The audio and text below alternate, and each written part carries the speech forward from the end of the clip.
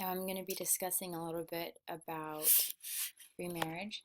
So DeLongis and the other authors from 2002 found that remarriage of mothers found that there are additional problems among kids, especially among their daughters.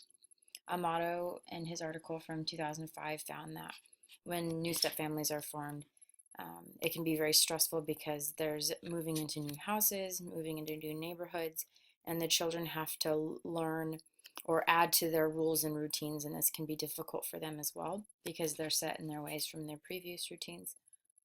Children may not like the monitoring of the new step parent, so it can act so the child can act negatively towards the step parent to kind of show authority over them, saying you're not the boss of me, and the child could also avoid the step parent as well.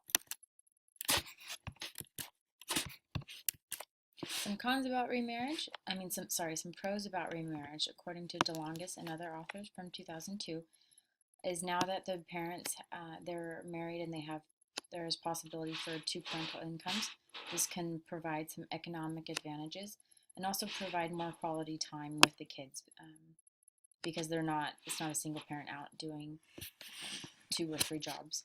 The household duties can be split between the parents as well, allowing for more time and positive attention for the children. Consistent female and male figures can be involved in the children's lives. Also, Wood and other authors from their article of 2004 found that previous and externalizing and internalizing negative behavior can decrease. So now I'm going to show you another video about Connie where she's going to be discussing a little bit more about some remarriage. One of the toughest issues children and parents have to deal with is remarriage of one or both parents. Oftentimes, the parent who is not remarrying will be angry, and it's understandable that it's the final message that the couple is never going to get back together. And for the children, it's that final message. So they may have held out hopes for months or even years that their parents will remarry, and then a new person comes along, mom or dad remarries, and they realize that mom and dad are never getting back together. So there's an angry process, there's a grieving process. Children may be angry at the new person in their parents' life and may reject that person as a step parent because they feel that they're being disloyal to their other parent. So it's important for parents, if they are dating and thinking of remarrying, to make a plan, not to just suddenly bring the person into the child's life and expect the child to accept that person, but to gradually introduce the person they're dating, do family things such as picnics in the park or things. If the new person has children, it's important to integrate those children as well, but to go very slowly and to let children build a relationship with the new parent. One thing children tell me is that when their parents are dating, they feel like they don't have any room for them.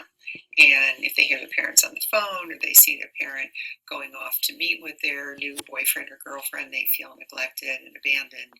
And they certainly don't want to share their parent with step siblings.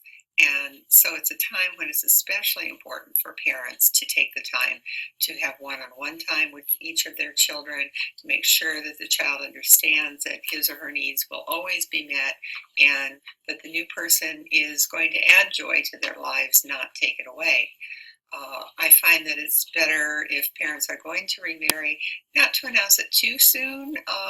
Children have a different time frame than we do, and so for them a week can seem like a day to us. And so probably better to give them a few months notice of an impending marriage, but not to drag it on for a year or 2 years, because children just see that as being in limbo. So again, follow the child's cues, introduce the new person slowly, have the child form a relationship with that person, even separate from the parent who's remarrying, so that a child and his prospective stepmother or stepfather might go out and get ice cream, just the two of them, just to get to know one another.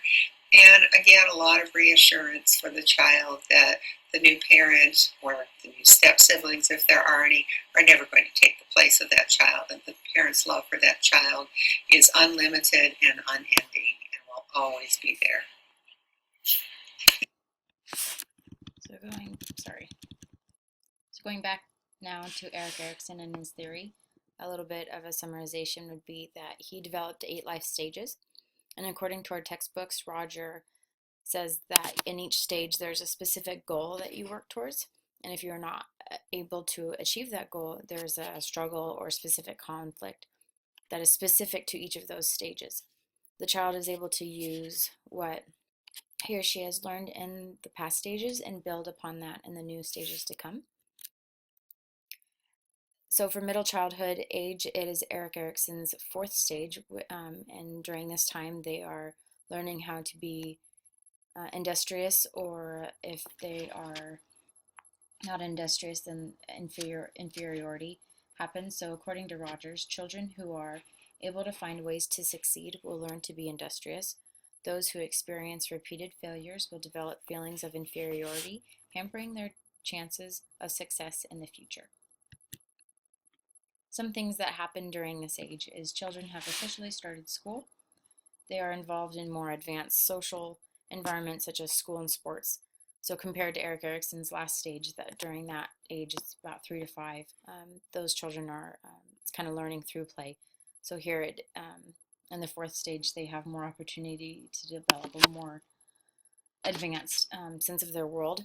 Recognition for what they do is desired / needed, and a student from UGA school found this, and she also found that, or he also found that developing confidence is also very key. And another YouTube film that we watched from Davidson Films Incorporated from 2010 found that they develop a sense of who they are as individuals and through achieving of their struggles and skills. Later in this stage, they do hit puberty, so already with through the divorce, the children are having complications of emotions and up and down. So now hitting puberty, this can kind of even add to a little bit more complications during this stage.